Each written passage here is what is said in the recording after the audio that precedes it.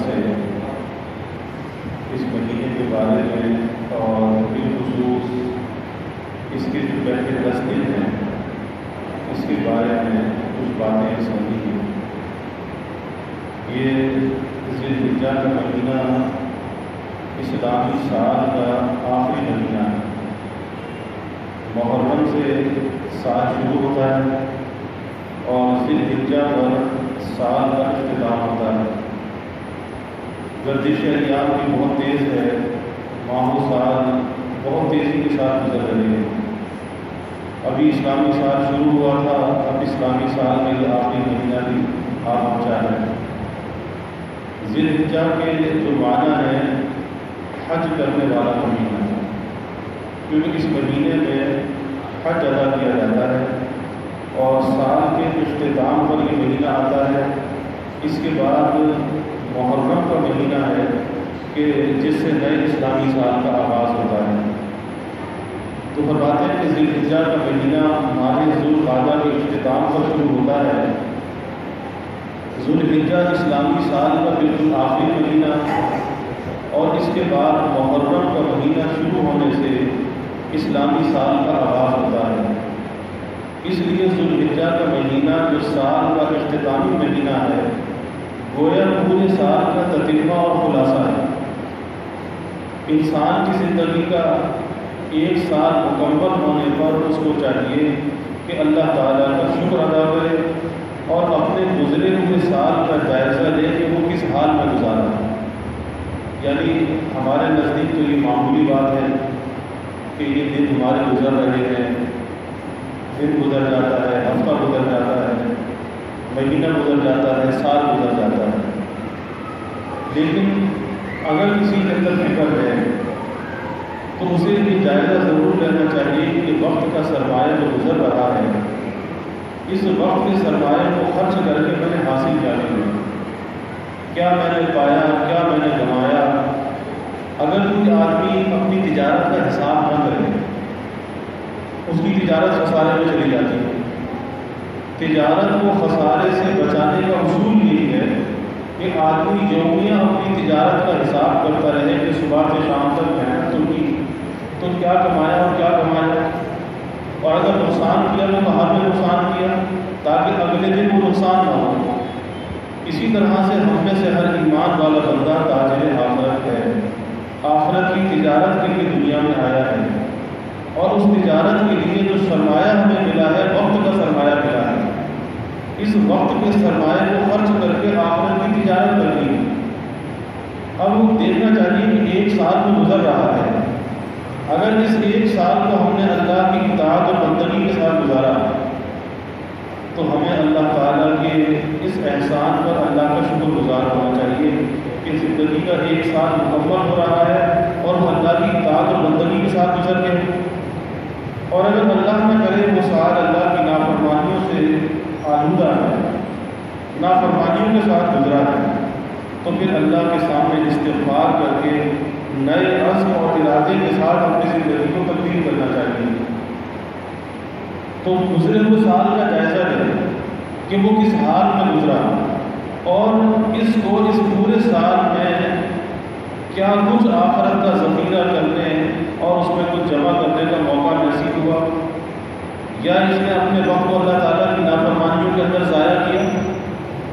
اگر اچھی حالت ہے، نیکی کے ساتھ وقت گزرا ہے تو شکر کریں، اور اگر بری حالت ہے اس پر استغفار کریں، اور آئندہ کے لیے ابھی سے بری حالت کو اچھی حالت میں تبدیل کرنے کا عزم اور ارادہ کریں۔ اب اس مہینے کی جو خصوصیت ہے اس اعتبار سے بھی ہے کہ اس مہینے کی فضیلت کو اللہ نے قرآن میں بیان کیا، رسول اللہ صلی اللہ علیہ وسلم نے احادیث مبارکہ میں بیان کیا۔ اس مہینے کی جو پہلے 10 دن ہیں، اس کی 10 راتوں کی اللہ نے قرآن میں قسم کھائی۔ پھر اس اعتبار سے بھی فضیلت ہے کہ اس میں یوم عرفہ آتا ہے، حج جو ادا ہوتا ہے، حج کے 5 دن 8 ذی الحجہ سے لے کر اور 12 ذی الحجہ تک یہ 5 دن حج کے وہ ذی الحجہ کے، تو حج کی سعادت بھی ان دنوں کے اندر ادا ہوتی ہے۔ پھر اللہ تعالیٰ نے عید الاضحیٰ کا جو تہوار ہے وہ بھی اس مہینے میں رکھا ہے کہ 10 ذی الحجہ کا جو دن ہے وہ عید کے تہوار کا دن ہے کہ جس دن لوگ اپنے جانوں کا فدیہ اللہ کی بارگاہ میں قربانی کے ذریعے سے پیش کرتے ہیں، قربانی کے جانور ذبح کرتے ہیں۔ تو کئی اعتبار سے اللہ تعالیٰ نے ان ایام کو فضیلت عطا فرمائی ہے۔ اس لیے اللہ نے قرآن میں فرمایا ان عدۃ الشہور عند اللہ 12 شہرا فی کتاب اللہ یوم خلق السماوات والارض منها 4 حرم ذلک الدین القیم فلا تظلموا فیہن انفسکم۔ یقیناً شمار مہینوں کا جو کہ کتاب الہی میں اللہ کے نزدیک معتبر ہے وہ 12 مہینے ہیں، یعنی چاند کے اعتبار سے 12 مہینے ہیں، اور کچھ آج سے نہیں بلکہ جس روز اللہ تعالیٰ نے آسمان اور زمین پیدا کی اس روز سے اللہ نے 12 مہینے مقرر کیے، اور اسی روز سے جب اللہ نے چاند اور سورج کو پیدا کیا، زمین کو پیدا کیا، تو 4 مہینے اللہ نے ادب اور احترام والے بنائے، جسے محترم مہینے کہتے ہیں۔ وہ 4 مہینے اللہ نے بنائے، اس میں سے 3 مہینے تو لگاتار ہیں اور 1 مہینہ علیحدہ سے ہے۔ جو 3 مہینے لگاتار ہیں اس میں ذوالقعدہ کا مہینہ ہے، ذوالحجہ کا مہینہ ہے اور محرم کا مہینہ ہے۔ یہ 3 مہینے تو لگاتار آتے ہیں جو احترام والے مہینے ہیں، اور 1 مہینہ اس میں رجب کا مہینہ ہے جو شعبان سے پہلے ہے۔ فرمایا کہ یہی ہمارے مذکور دین مستقیم ہے، ذالک الدین القیم، کہ دین مستقیم ہے، یعنی ان مہینوں کا 12 ہونا اور 4 کا بالتخصیص اشہر حرم ہونا۔ سو تم ان سب مہینوں کے بارے میں دین کے خلاف کر کے جو کہ مجھے پہ گناہ ہے اپنا نقصان مت کرنا۔ اللہ تعالیٰ ڈرا رہے ہیں، منع فرما رہے ہیں کہ یہ دن اور رات کی مہینے تو اللہ نے پہلے سے بنا دی، لیکن تمہارا کام کیا ہے کہ تم کوئی کام دین کے خلاف نہ کرو کہ جس سے تمہارا نقصان ہو جائے۔ اور حدیث مبارکہ میں رسول اللہ صلی اللہ علیہ وسلم نے ارشاد فرمایا کہ، اور یہ حجۃ الوداع کے موقع پر آپ نے فرمایا کہ اس وقت زمانہ گھوم پھر کر اسی حالت پر آ گیا جس دن اللہ تعالیٰ نے زمین اور آسمان کو پیدا کیا تھا، یعنی اب اس کے دنوں اور مہینوں میں کبھی زیادتی نہیں ہے جو جاہلیت کے زمانے میں مشرک کیا کرتے تھے۔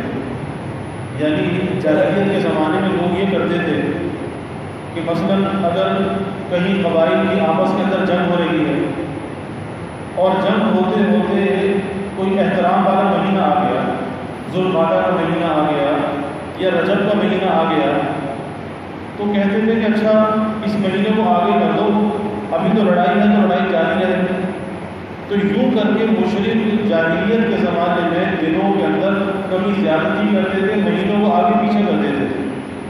یہی وجہ ہے کہ فرضیت حج کے بعد جب پہلا حج فرض ہوا تو اس زمانے میں دنوں کے اندر کچھ گڑبڑ تھی۔ رسول اللہ صلی اللہ علیہ وسلم نے حضرت صدیق اکبر رضی اللہ عنہ کو مسلمانوں کے حج کے قافلے کا امیر بنا کر رخصت فرمایا، لیکن آپ اس سال حج کے لیے تشریف نہیں لے گئے۔ پھر آئندہ سال جب حج فرض ہوا اس وقت آپ صلی اللہ علیہ وسلم حج کے لیے تشریف لے گئے، اور حجۃ الوداع کے موقع پر آپ کو خطبے میں یہ بات فرمائی کہ زمانہ گھوم پھر کر اسی حالت پر آ گیا جس دن اللہ تعالیٰ نے زمین اور آسمان کو پیدا کیا، یعنی اب اس کے دنوں اور مہینوں میں کبھی زیادتی نہیں ہے جو جاہلیت کے زمانے میں مشرک کیا کرتے تھے۔ اب وہ ٹھیک ہو کر اس طرز پر آ گئی جس پر ابتدا اور اصل میں تھی، یعنی جب اللہ نے زمین اور آسمان کو بنایا، جس طرح مہینے بنائے، آپ نے فرمایا کہ ابھی اسی اصل پر واپس آ گئی۔ لہٰذا ایک سال 12 مہینے کا ہوتا ہے اور ان میں 4 مہینے حرمت اور عزت والے ہیں، جن میں 3 مہینے مسلسل ہیں، یعنی ذوالقعدہ، ذوالحجہ اور محرم، اور ایک رجب کا مہینہ ہے جو جمادی الاخری کے حصے کے بعد میں اور شعبان کے اور اس جمادی الاخری اور شعبان کے درمیان میں آتا ہے۔ یعنی جمادی الآخر کا جو مہینہ ہے اس کے بعد رجب کا مہینہ آتا ہے، تو شعبان سے پہلے ہے اور جمادی الآخر کے بعد میں ہے۔ تو یہ تفصیل اللہ کے حبیب صلی اللہ علیہ وسلم نے بیان فرمائی۔ پھر آپ صلی اللہ علیہ وسلم نے ارشاد فرمایا، سید الشہور شہر رمضان واعظمها حرمۃ ذو الحجہ۔ آپ نے فرمایا کہ تمام مہینوں کا سردار رمضان کا مہینہ ہے، اور تمام مہینوں میں زیادہ معظم اور مکرم جو مہینہ ہے وہ ذی الحجہ کا مہینہ ہے۔ تو پتہ ہی چلا کہ یہ مہینہ ذی الحجہ کا مہینہ ہے، اور جس مہینے کی حرمت ہو اور جس مہینے کے احترام کو بیان کیا جائے تو اس سے پتہ یہ چلتا ہے کہ یہ حرمت اور یہ عزت، یہ اکرام کس نے دیا؟ اللہ نے دیا۔ اب اس حرمت اور عظمت کا تقاضا کیا ہے؟ اس حرمت اور عظمت کا تقاضا یہ ہے کہ اس مہینے میں نیک اعمال کا اہتمام کیا جائے، یا وہ جو برکت والے ایام ہیں اس میں نیک اعمال کا اہتمام کیا جائے، اور سب سے اہم بات یہ ہے کہ گناہوں سے بچ کر ان ایام کو گزارا جائے۔ اور جو شخص گناہوں سے بچ کر اگر حرمت والے ایام کو گزارتا ہے، پھر چاہے اس سے نیکی کا اہتمام کم ہو لیکن گناہ سے وہ بچ جائے، اللہ تعالیٰ ان ایام کی برکت اسے عطا فرما دیتے ہیں۔ لیکن کوئی شخص رمضان کا مہینہ آیا، ذو الحجہ کا عشرہ آیا یا محرم کا عشرہ آیا، اور جیسی زندگی تھی اسی نگر میں چلتی رہی اور تھوڑا بہت کچھ نام و نمود کے لیے کچھ کر لیا، تو یاد رکھیے کہ ان ایام کی برکت اسے حاصل نہیں ہوتی۔ جب اللہ قرآن میں فرماتا ہے، رسول اللہ صلی اللہ علیہ وسلم حدیث مبارکہ میں فرما رہے ہیں، تو ہمیں ان ایام کی عظمت کو دل کے اندر رکھنا چاہیے۔ اور اس عظمت کا فائدہ کیا ہوگا کہ اگر انسان کو غلطی کرنے لگے، مثلا ایک آدمی اگر کسی گناہ کے قریب جاتا ہے اور جیسے ہی اس کے دل میں یہ خیال آئے کہ اللہ دیکھ رہا ہے، تو فوراً ہیبت سی طبیعت پر تعلیم ہوتی ہے، ارے اللہ دیکھ رہا ہے تو میں کیسے گناہ کروں، کیسے میں اللہ کی نافرمانی کروں، تو آدمی اس گناہ سے رک جاتا ہے۔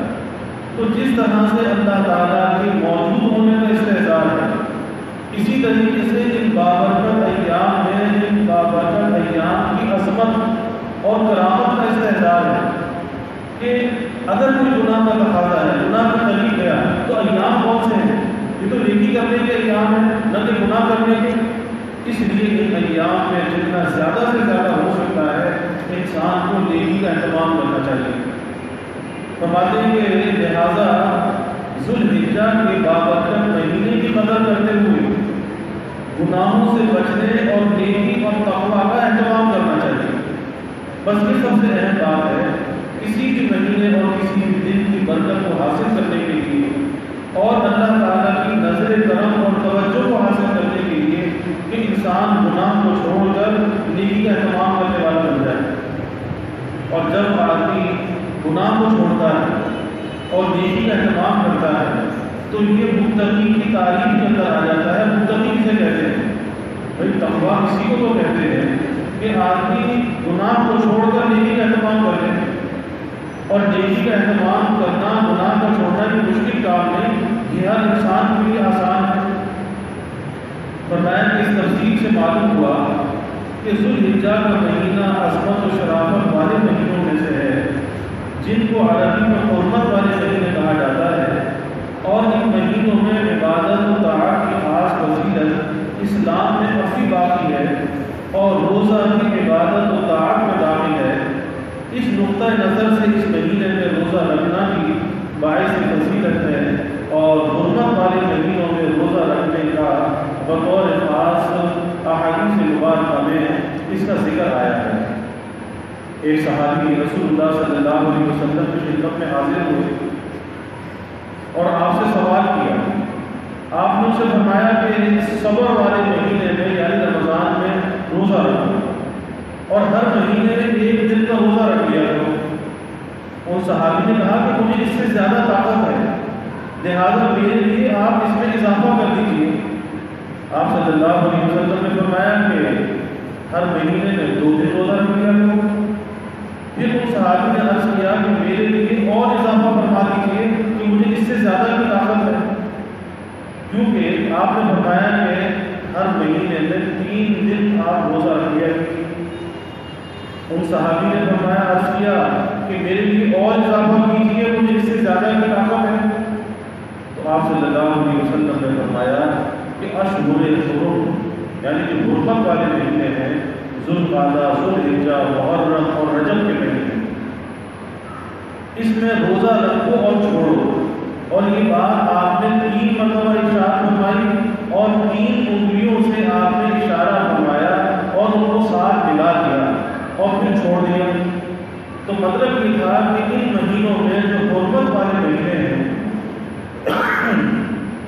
ان حرمت والے مہینوں میں 3 دن روزہ رکھو اور 3 دن روزہ چھوڑ دو۔ تو ان مہینوں میں آپ نے روزہ رکھنے کی تاکید فرمائی۔ اب ان ایام کے اندر ہمیں کرنا کیا چاہیے؟ پہلی بات تو یہ حدیث میں آتا ہے کہ جو آدمی قربانی کا ارادہ کرے، جس پر قربانی واجب ہو، تو اس کے لیے مستحب یہ ہے، جو فرض واجب تو نہیں ہے، مستحب ہے کہ وہ اپنے بال چاند دیکھنے سے پہلے بال اگر کاٹنے ہیں تو بال کاٹ لے، لبے تراشنے تو لبے تراش لے، ناخن اگر تراشنے ہیں تو ناخن تراش لے۔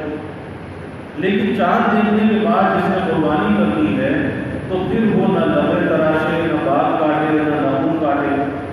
اور اس کی 2 وجوہات ہیں۔ ایک وجہ اس کی یہ ہے کہ اس میں حجاج کے ساتھ تشبہ ہے کہ حاجی جب حج کا احرام باندھتا ہے تو اس وقت اس پر پابندی آ جاتی ہے، نہ وہ بال کاٹ سکتا ہے، نہ ناخن تراش سکتا ہے، نہ خوشبو لگا سکتا ہے، نہ سیدھے ہوئے کپڑے پہن سکتا ہے۔ بہت سی پابندی آتی نہ حدود حرم کے اندر وہ شکار کر سکتا ہے، تو بہت سی پابندیاں اس پر آ جاتی ہیں۔ تو اس میں حجاج کے ساتھ تشبہ ہے کہ سارے لوگ تو حج کے لیے نہیں جاتے، جو پیچھے رہ جانے والے ہیں اگر وہ یہ کام کر لیں کہ نہ بال تراشیں نہ ناخن تراشیں تو ایک طرح سے حجاج کے ساتھ تشبہ ہو جاتی ہے۔ اور دوسری بات یہ ہے کہ جو آدمی اپنے جانور کو ذبح کرتا ہے تو جانور کا ذبح کرنا یہ اپنی جان کا فدیہ ہے، تو اس لیے روکا جاتا ہے بال کاٹنے سے اور ناخن تراشنے سے کہ جب اپنی جان کا یہ فدیہ دے تو فدیہ مکمل فدیہ ہونا چاہیے، یعنی اس میں وہ ناخن اور بال بھی شامل ہونے چاہیے، اس لیے اس کو تراشنے سے منع کیا جاتا ہے۔ اور پھر ان ایام کی فضیلت احادیث مبارکہ میں آئی کہ اس کے ہر روزے کا جو ثواب ہے اس کے ابتدائی 9 دنوں میں، اور پھر 9 دنوں میں بھی شروع کے 8 دن اور 9 ذوالحجہ کا روزہ تو باقاعدہ سنت ہے، تو ہر روزے کا ثواب 1 سال کے روزوں کے برابر ہے۔ اور 9 ذوالحجہ کے روزے کے مطابق آپ نے فرمایا کہ اس ایک روزے کا ثواب 1000 روزوں کے برابر ہے۔ اسی طرح سے اس کی راتوں میں شب بیداری کا اہتمام، اور وہ شب بیداری کا ثواب کتنا ہے؟ فرمایا کہ ہر رات میں شب بیداری کا جو ثواب ہے وہ شب قدر کے برابر ہے۔ اس لیے اب یہ ایام شروع ہونے والے ہیں، آج معلوم نہیں کہ چاند ہوا یا نہیں ہوا، کیونکہ آج کل سعودی عرب میں بھی چاند نہیں ہوا، آج وہاں پہ 30 تھی تو ہمارے یہاں پرسوں پہلے ہوگی، تو کل تک بھی آدمی اپنے بال تراش سکتا ہے، ناخن تراش سکتا ہے، لیکن پرسوں سے جو ہے جب پہلی ذوالحجہ شروع ہوگی اور اس سے پہلے رات آتی، تو وہ جو رات ہے اس رات سے عبادت کا اہتمام کیا جائے، اور اس میں ضروری نہیں ہے کہ ساری رات کا اہتمام کیا جائے، بلکہ بہتر یہ ہے کہ مغرب کے بعد کوئی نوافل پڑھ لیں، عشاء کے بعد پڑھ لیں، تو ذکر و تلاوت کر لیں اور رات کو سو جائیں، عشاء کی نماز جماعت سے پڑھیں سو جائیں، اور اس وقت کو فجر کی نماز جماعت سے پڑھ لیں، ہمت ہو تو فجر سے کچھ پہلے بیدار ہو جائیں، آخری وقت میں کچھ نفل تہجد کی نیت سے پڑھ لیں، اللہ سے مناجات کر لیں، تو ہر رات میں شب قدر کے برابر ثواب ہے۔ اور یہ رمضان میں 1 شب قدر ہے اور یہاں پہ اللہ 10 شب قدر کا ثواب عطا فرماتا ہے۔ تو بھائی ہم میں سے کسی کو معلوم نہیں کہ زندگی کسی کی کتنی باقی ہے، نہ معلوم آخری ذوالحجہ کا مہینہ ہو، آخری یہی نصیب ہو، اس لیے جتنا انسان سے ہو سکتا ہے نیکی کا اہتمام کر لینا چاہیے۔ اللہ تعالیٰ ہمیں اس کی توفیق عطا فرمائے۔ وآخر دعوانا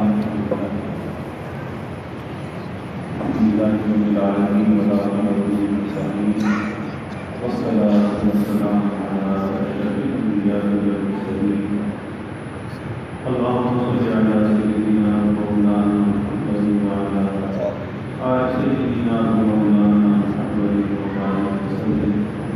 ربنا آتنا في الدنيا حسنة وفي الآخرة حسنة وقنا عذاب النار. ربنا اغفر لنا ذنوبنا واغفر لنا إنك على كل شيء قدير. اللهم أعنا على ذكرك وذكرك وحسن عبادتك. اللهم إنا نستعينك على طاعتك. اللهم وفقنا لما تحب وترضى من القول والعمل والفعل والنية والإنسان إنك على كل شيء قدير. اللهم لك صلاتي ونسكي ومحياي ومماتي لله رب العالمين لا شريك له.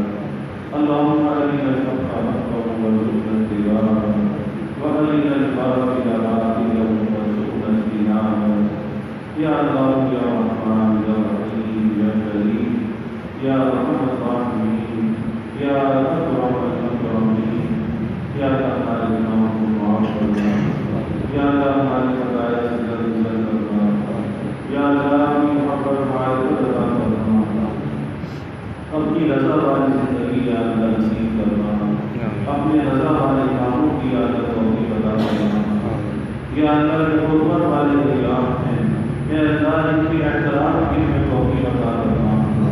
یا اللہ جو اشرار ذلجہ آنے والا ہے، یا اللہ اس کی سچی قدردانی کی توفیق عطا فرما. ان ایام کی کامل برکات یا اللہ ہمیں نصیب فرما. یا اللہ ہمیں دنوں کے روزوں کا اہتمام کرنے والا بنا اور رات کی شب بیداری کی یا اللہ توفیق عطا فرما. اور یا اللہ اپنی رضا کے ساتھ اخلاص کے ساتھ یا اللہ ہمیں قربانی کی توفیق عطا فرما. ہماری عبادتوں کو قربانیوں کو یا اللہ کی بارگاہ میں شرط قبولیت عطا فرما. ہر عمل میں اخلاص عطا فرما. یا اللہ ان ایام کی برکات یا اللہ عام اور تام فرما، جاری و ساری فرما. ان ایام کی برکات سے یا اللہ اس کرونا کی وبا سے سارے عالم کو نجات عطا فرما.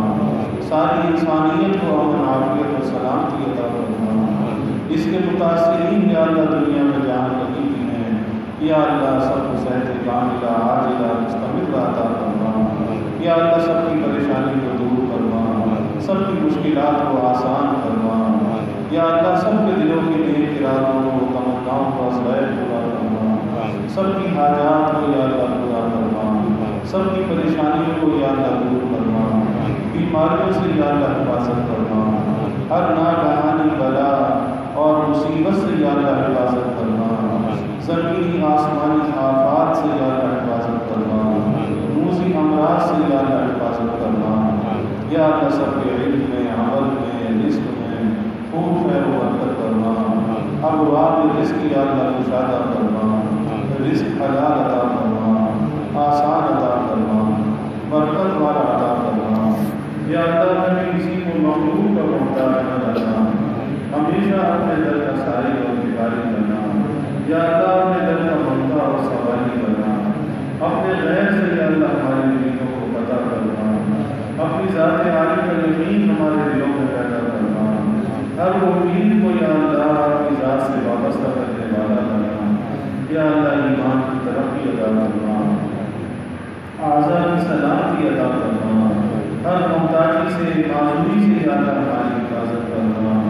یا اللہ جب تک کی زندگی ہے چلتا پھرتا رکھنا، اعضاء کی سلامتی کے ساتھ رکھنا.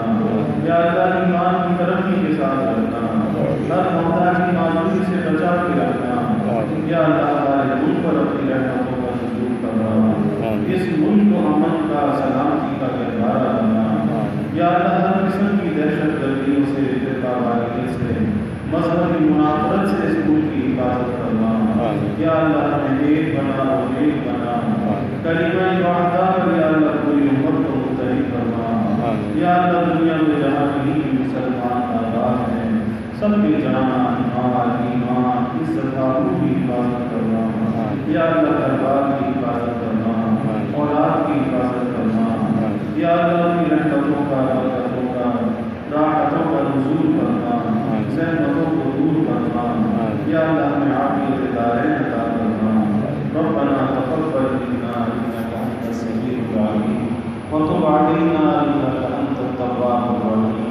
وجزا اللہ عنا محمدا صلی اللہ علیہ وسلم وصلی اللہ تعالی وسلم علی نبی کریم آمین.